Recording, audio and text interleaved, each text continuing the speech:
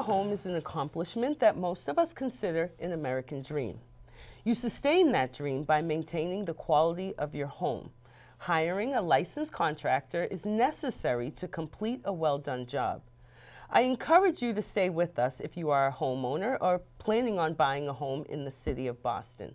William Christopher, Commissioner of Inspectional Services, suggests that you do your homework before hiring a contractor to prevent you from becoming a victim to unscrupulous contractors. Inspectional Services serves the public by protecting the health, safety, and environmental stability of Boston's business and residential communities. You may have recently seen Commissioner Christopher as our guest. We discussed Boston's new letter grading system for restaurants. We'll catch up with him about that. But today's focus is all about you and your home. Commissioner Christopher is a former member of the International Code Council, the Southern Building Code Congress International, and former president of the Columbia Savin Hill Association. Welcome, Commissioner Christopher.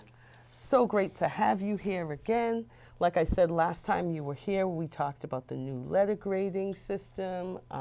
We also talked about students, which we'll get into a little bit at the end of the programming.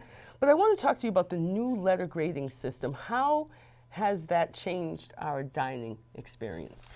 Well, as we had hoped, the overall acceptance of the letter grading system would be a very positive one. Currently, we're seeing that. We're seeing restaurants very proudly displaying their letter grades.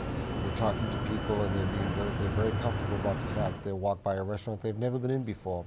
They'll see their letter grade as an A, and they're more inclined to go in and sample the restaurant.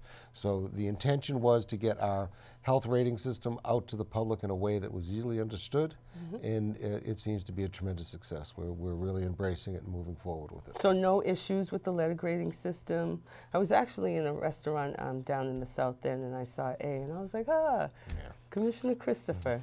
Yeah, no, it's I can't take full credit for it. The health department and all of ISD and the Mayor Walsh's administration is really supportive about getting the message out. They want constituents to have a positive restaurant experience in our city, and this is a very simple way. Took a lot of work to get the regulatory part of it in place, but it is working. People are very proudly displaying it. I go into restaurants and I see the letter grade framed and put in a place of prominence. So we think this is one of those simple little programs that was very successful, and we're really hoping it'll help stimulate more business for the restaurants as well as reinforce our neighborhoods. Excellent. I'm glad it's running smoothly. It's always good when things are going well. Let's move into contracting about home, because today's program is about contract and permits. So let's start out with contracting. I recently bought a home. Scenario: recently bought a home. Love my home. I want to add an in-law unit. Where do I begin? Well, there's a number of places to begin. Depending upon how complicated your project is, you may need the services of a registered architect or a registered engineer to help you. The biggest thing I tell people to do is first start with what is it you clearly want to do. Not necessarily how you want to do it, but what it is you want to achieve at the end of the project. Depending upon the project, as I say, sometimes you'll need actual drawings and illustrations to show what the scope of the work is. That process is, it's worth the effort. A lot of people feel that it's a bit cumbersome, but a lot of times architects and engineers will ask you the right questions to help them facilitate a much better design, so that when you make this kind of an investment into your house, you want to make sure that you get every value for every dollar that you put into the process. So planning it out and strategizing, I think, is a very good thing to do. Rushing into those sometimes is the biggest mistake, because you'll make a decision, and then as you see it physically being constructed, you realize you made a mistake, and then it becomes a source of aggravation. One of the things that I'm most concerned about is hiring contractors. Most people, the average person does not have a whole litany of contractors they're used to working with and dealing with.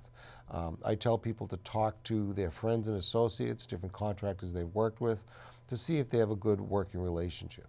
And there are really two parts of it that are very important. One of them is the ability to communicate. The contractor has to make sure that they understand what it is you're trying to achieve, what the level of quality the project is going to be, And then there's the legal part of it that's very important. The contract is something that, again, I strongly recommend that if you're going into a contract that you have a lawyer review the contract to make sure that you're protected, to verify that the contractor has their own insurance, that they're licensed and they're qualified to do the type of work that you want them to do. And then it's on them, or the responsibility from an owner should be to the contractor, to secure the proper permits as we go forward in what we're doing. If you're painting your living room, you don't really need a permit.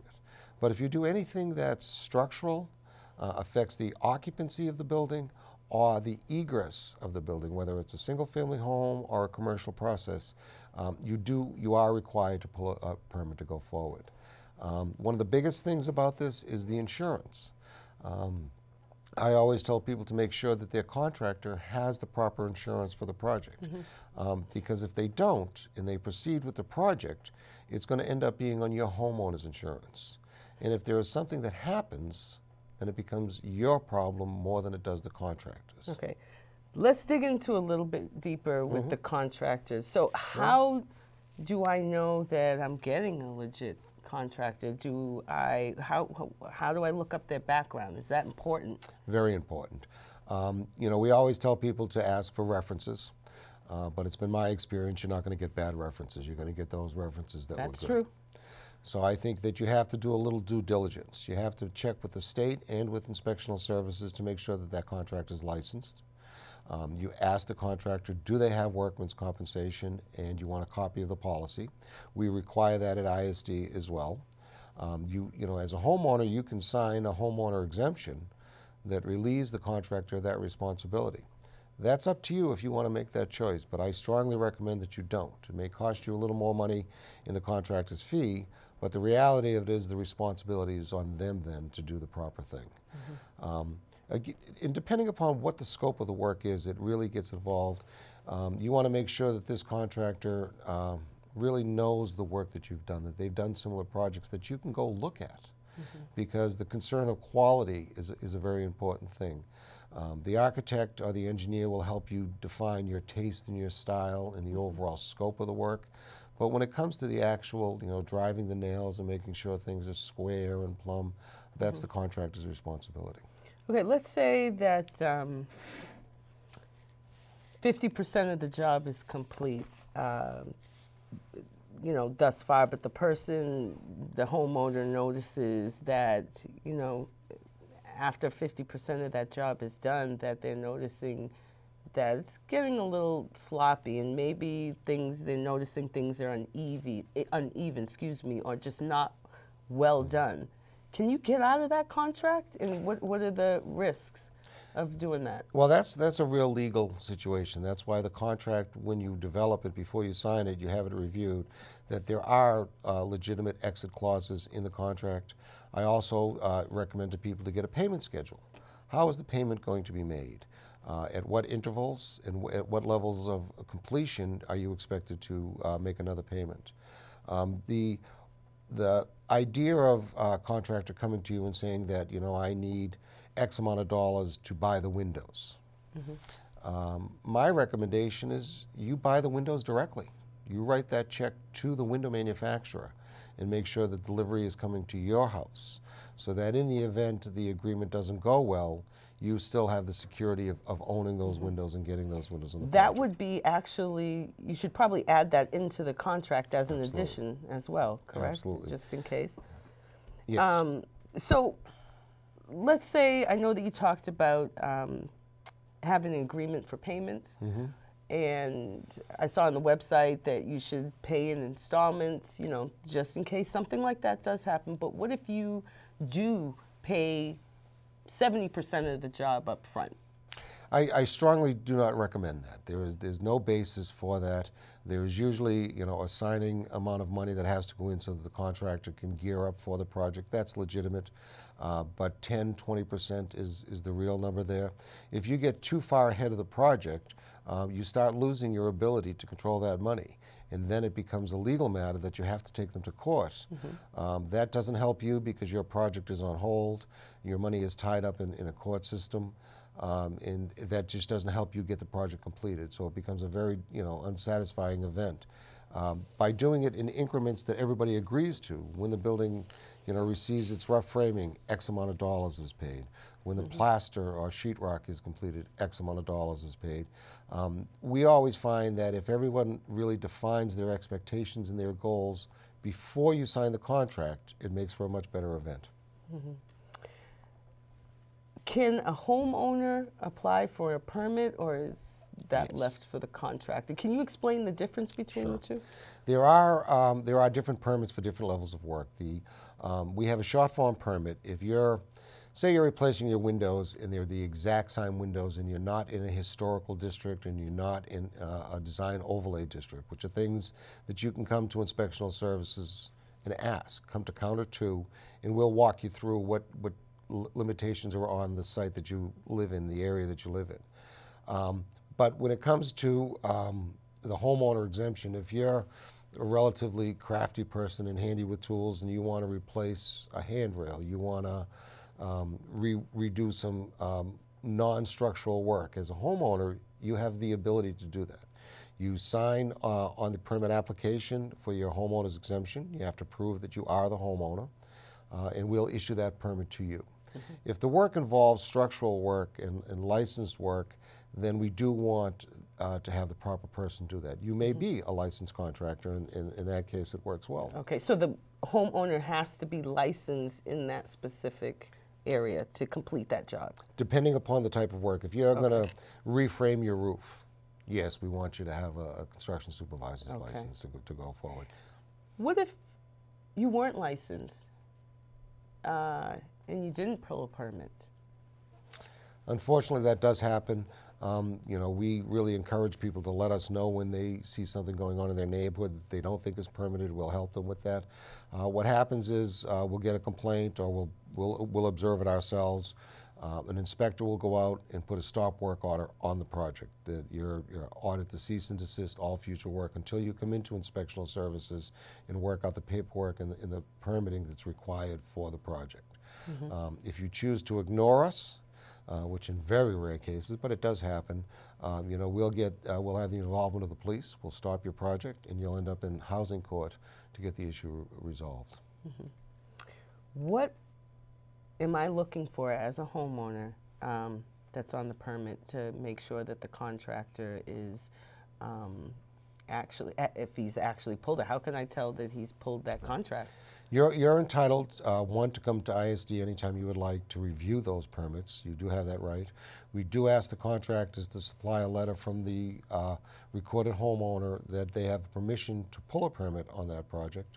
We really strongly recommend that the licensed builder's name be on the permit, that it's not somebody doing the work under someone else's license. That can be done, but for clarity, it should be the person who's responsible, because at the end of the day, that's the person that we go to for responsibility for the quality and safety of the work that's being done on the site. I think communications is a very big thing. If you have the ability to come with your contractor when they are applying for the permit, we strongly recommend that. The people that work at ISD are very friendly and open to discussing things, because they realize what a huge investment this is for most homeowners, and they want to make sure they really understand what the scope and responsibilities are of the contractor and the homeowner. What if the contractor doesn't have the proper licensing and the job isn't complete? What happens to them?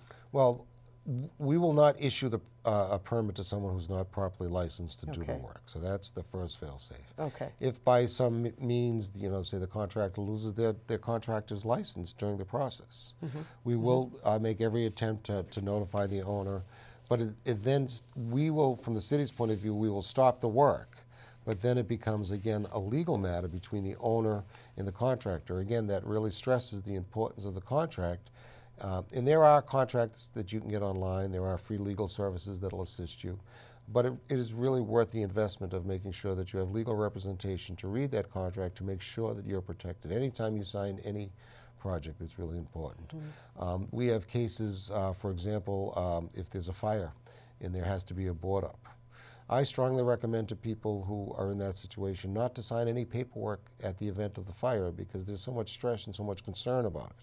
To take the time, stop, pull back, let everything settle down, and then make a logical decision about what you're going to do before you sign it. And after the permit is pulled, how long does the permit last? Like, what are the time frames? The permit is issued for a 6-month period. That's when they've got to start the work. There's no limitation on the completion of the project because each project is so different and so involved. Okay. And where can you apply for the permit? You can come to 1010 Mass Ave. You can come to the 5th floor. Okay. You can go online.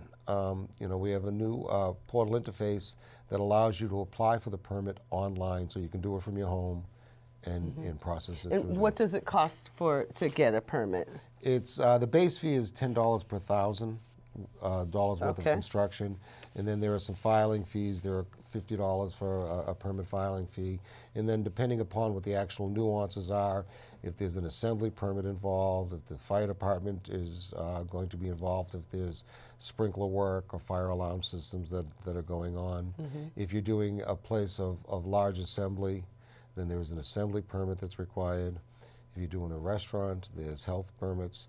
It always sounds like there's a litany of permits that need to be done, but we're in the process, through the direction of the mayor, to simplify that system as much as we possibly can, but at the same time maintaining a level of quality that makes sure that everything that's being done is being done per the building code, per NFPA, which is the National Fire Prevention Code, and make sure that whatever you're doing will be safe and proper for you to live in. So they come out and follow up once the job is complete?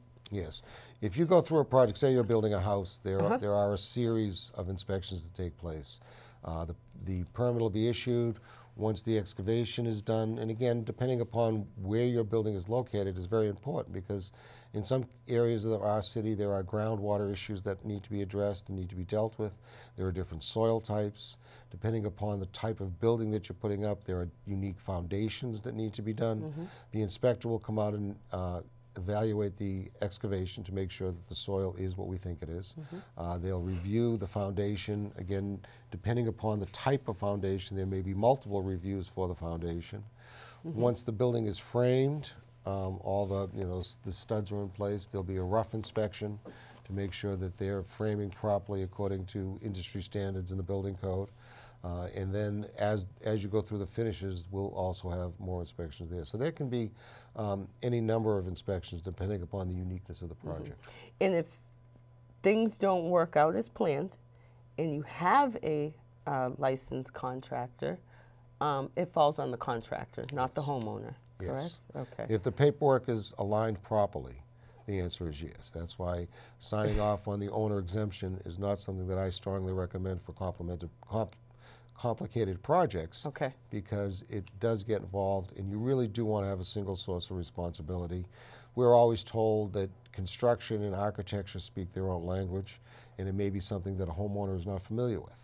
So it's really important that the contractor be, in our opinion, the person of responsibility. And if you're building a very large project, your architect and your engineers will be retained to be your advocate during that process. And as projects get real big, we require over $1 million. We require there be a clerk of the works, which is somebody who literally records and is the eyes and ears of what's going on a project on a daily basis. They're required to submit weekly reports to Inspectional Services so that we can see how the progress is going. That's good, that's good. So basically, so that you don't become a victim, as we said earlier, is to make sure you have a licensed contractor, make sure permits are pulled, basically do your homework. It's very important, and everybody looks at it, I really want to have that sunroom built on my house, and I've got X amount of dollars to do it. The pre-construction work is as important as the actual construction work, because the worst thing that you can do is get into a contractual relationship that you have no protection in. And then if things go sideways during the course, it becomes far more difficult to terminate that and to move on. Let's talk about, okay, the home is complete, you're living in your home, you're having fun with your family, friends, whatever. Let's talk about outside the home and maybe some of the safety precautions that you could let homeowners know about Well, the spring cleaning? Oh yeah, proper maintenance is a very important part of what needs to be done. Things like gutters, they have to be maintained. They have to work. Otherwise, you will end up with water problems going on. The contractor, after completion of a project, is responsible for the project for 1 year. So if there's something that you notice, you're starting to see cracking, or doors aren't closing the way they used to, or you can't open a window, the contractor is the first line of responsibility to come in and make sure that whatever happened gets corrected. And it's not uncommon for things to happen. I mean, construction is a science, but it also involves a lot of different factors. Weather can have a big impact on wood structures and how they're built. Moisture content of wood shrinks and swells. Foundation, maybe? Well, foundation is a very controlled thing, and yes, when we go through the inspections, we make sure that that's the most important part, because if that's not stable and square, you'll be chasing it through the entire project to make it work. I agree. I know that last time you came here, we also talked about students moving in. Well, they're moving out now. Yeah. Let's talk about that process. How are you prepared to deal with that? Absolutely. We've worked for the past 3 years to really understand the whole student move-in process, and we think we've had some tremendous success. Last year, during student move-in, it was a great success for us, because the Saturday of the long weekend, we were able to turn the streets back to normal streets, not the litany of students moving in and moving trucks all over the place. I actually saw you. I was like, "William Christopher." But it was through the efforts of all the city resources. Public Works is a tremendous partner. The fire department's a tremendous partner. The police, Inspectional Services, the health department. We've worked with the landlords and the universities. The universities were very cooperative at the mayor's request, and they've slid some of their start dates. The landlords have rewritten some of their leases. So what was a 3-day event years ago is now a 3-week event. So even though we still get the same amount of tonnage of trash to be removed and the same amount of inspections, it's spread over a 3-week period. So that it's less of a major event, and it's more of a working process as we're able to go in. Even for the last minute people? Even for the last minute people. Because hopefully all the other people are in and they're just the last minute people. So when is that's starting soon, next month, right? Yes, there's. Okay, so you'll be out there again? Oh yeah, doing your thing? We have an annual event. Inspectional Services really keys up for that. All of our staff is prepared for it. We're prepared to work the long weekend, the 3 days to do that. Last year we actually had the holiday off, and that's the first time in 10 years that Inspectional Services did not have a full complement out in the communities, because there was no need to. Because we had been on top of it, we had coordinated with all the other departments, the universities, the students. Last year I felt it was a very positive event, because I got to talk to a lot of parents about their children living here in Boston. How was that? What was that experience like? That was tremendous. That, we assure them that we're there to help. And so that if they come and visit their child and there's no heat, and the child, doesn't want to call because they're afraid they're going to be evicted or things like that, we just don't do that. But the parents will be quicker to call to say, there's no heat in the apartment, or there's a broken window that's not being repaired. And we're able to assist them. We make sure we hand out pamphlets and just different trinkets with our telephone numbers on it, so that it's easy for them to get in touch with us. And our job is just to make sure that the quality of life is maintained, no matter whose house it is.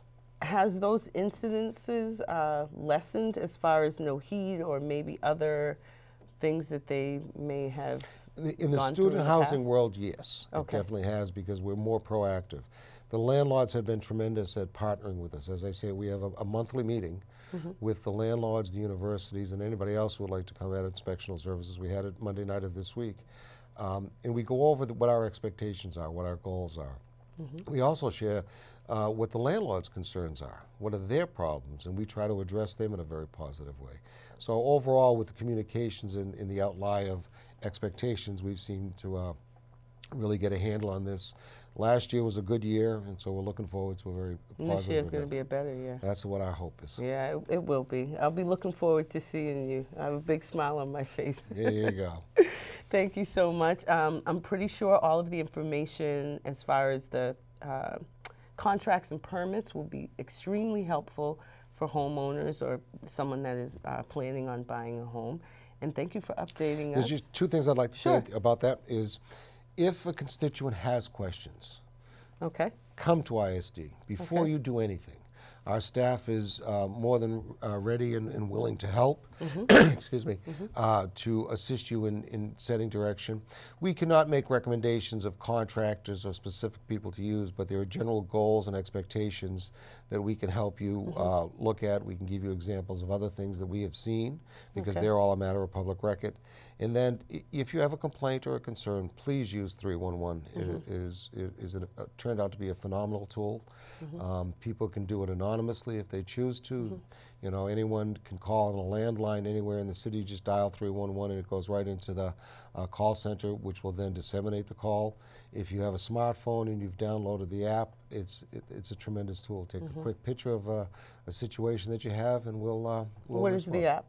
The app is 311 Boston. Okay, it's through 311. Okay, great. So it's very simple, but it's very, very helpful in getting the information around. Well, I think you lessen the prospects of someone becoming a victim, hopefully, you know, but somebody always gets caught. Well, we're there to help. No matter what it is, come into us, and if we can help you, we will, and if we can't, we will make recommendation of where you should go to get help. Excellent. Thank you again for coming on Commissioner's Corner. Can you come back? I'd love to anytime. Thank Great, you. Great. Make sure you do not become a victim to unscrupulous contractors. Do your homework before making any improvements to your home. If you'd like more information about the services that the Inspectional Services Department provides, please visit their website, boston.gov/ISD, and follow them on Twitter at ISD Boston. You can also contact ISD at 617-635-5300. And as always, thanks for watching Commissioner's Corner. I'm Najya Mawasi.